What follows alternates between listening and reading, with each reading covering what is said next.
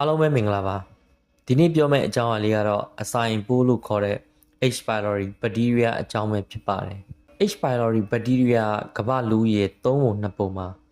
အစာရင်လမ်းကြောင်းထဲမှာရှိနေတာဖြစ်ပါတယ်တချို့လူတွေမှာတော့ဘာလက္ခဏာမှမပြဘဲနဲ့တချို့လူတွေမှာဆိုရင်တော့ယောဂလက္ခဏာပြတဲ့အပြင်မကုသပဲထားမယ်ဆိုရင်အစာရင်ကင်ဆာထိဖြစ်နိုင်ပါတယ်အဲ့တော့ဒီအစာရင်ပိုးလေးကိုပြည့်စုံသိကျင်တယ်ဆိုရင်တော့ဒီဗီဒီယိုလေးကိုအဆုံးထိကြည့်သွားပေးကြပါပထမဆုံး H pylori ပိုးရှိနေဖြစ်တတ်တဲ့လက္ခဏာတွေကိုပြောပြပေးပါမယ်အစာရင်လေပွမယ်လေအောက်မယ်ပြုတ်ခြင်းအန်ခြင်းဖြစ်မယ်ဘိုက်အောင်မယ်အစားမစားခြင်းဖြစ်မယ်ကိုလေးခြင်းလည်းကြာဆင်းသွားမျိုးတွေဖြစ်နိုင်ပါတယ်ဒီလိုအစာရင်လက္ခဏာတွေဖြစ်နေပြီဆိုလို့ရှိရင်တော့အစာရင်လေးတောက်လိုက်ပျောက်လိုက်နဲ့တန်နေရလည်နေတတ်ပါတယ်အဲ့လိုမျိုးချိန်မျိုးမှာ H pylori bacteria ပိုးလေးရှိမရှိကိုထပ်မံပြီးတော့စစ်ဆေးသင့်ပါတယ်H pylori bacteria ပိုးကိုစစ်ဆေးမယ်ဆိုလို့ရှိရင်ဘယ်လိုတွေစစ်ဆေးလို့ရလဲဆိုရင်၃မျိုးစစ်လို့ရပါတယ်။ကနေစစ်တာသူကနေစစ်မယ်ဆိုရင် H pylori antibody လို့ခေါ်တဲ့ပရိပစ္စည်းကိုစစ်လို့ရပါတယ်။ antibody ဖြစ်တဲ့အတွက်ယောဂပိုးဝင်ပြီးတော့အချိန်နှဲငယ်ကြာတဲ့အချိန်ညမှသာ antibody ရှိမရှိကိုသိနိုင်တာဖြစ်ပါတယ်။နောက်တစ်ခုကတော့1ကနေစစ်တာပါ။1ကစစ်တာက H pylori antigen ပိုးရှိမရှိကိုစစ်ဆေးနိုင်ပါတယ်။အဲ့တော့ antigen ရှိနေပြီယောဂပိုးရှိနေပြီဆိုလို့ရှိရင်တော့ H pylori eradication လို့ခေါ်တဲ့ပိုးသက်ဆေးပေါ့နော်နှစ်ပတ်လောက်တောက်ရတဲ့ပိုးသက်ဆေးကိုအမြင့်ပြတ်တောက်ရမှာဖြစ်ပါတယ် H pylori ပိုးရှိနေပြီဆိုလို့ရှိရင်တော့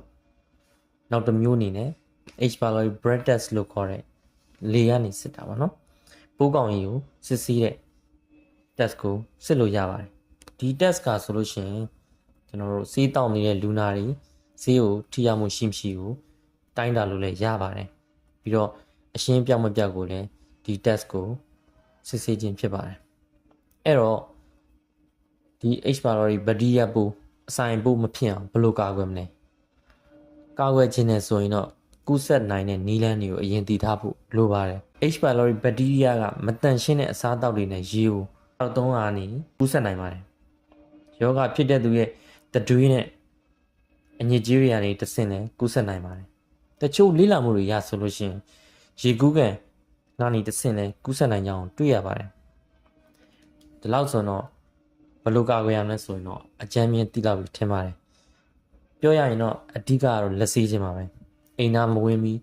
အိမ်သားကနေထွက်တဲ့အချိန်အစားတောက်မစားမီနဲ့စားပြီးတဲ့အချိန်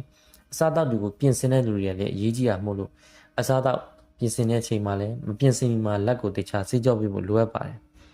ယောဂပိုးရှိတဲ့သူတွေကလည်းတေချာလက်ဆေးဖို့ရယ်ယောဂပိုးရှိတဲ့သူတွေနဲ့အတူတကွနေထိုင်တဲ့ခါမှာဒုက္ခိဆိုင်ဖို့လိုပါတယ်အဲ့တော့ဒီပိုးလေးကိုအစာရင်ယောဂလက္ခဏာတွေဖြစ်နေပြီဆိုလို့ရှိရင်စစ်ဆေးတင်တယ်လို့ပျောက်ကင်းအောင်လည်းကုသတင်ပါတယ်ဒါမှသာအစာရင်ယောဂအစာရင်ကင်ဆာမဖြစ်မှာဖြစ်ပါတယ်အားလုံးပဲကျန်းမာပျော်ရွှင်တဲ့ဘဝလေးကိုပိုင်ဆိုင်နိုင်ကြပါစေခင်ဗျာ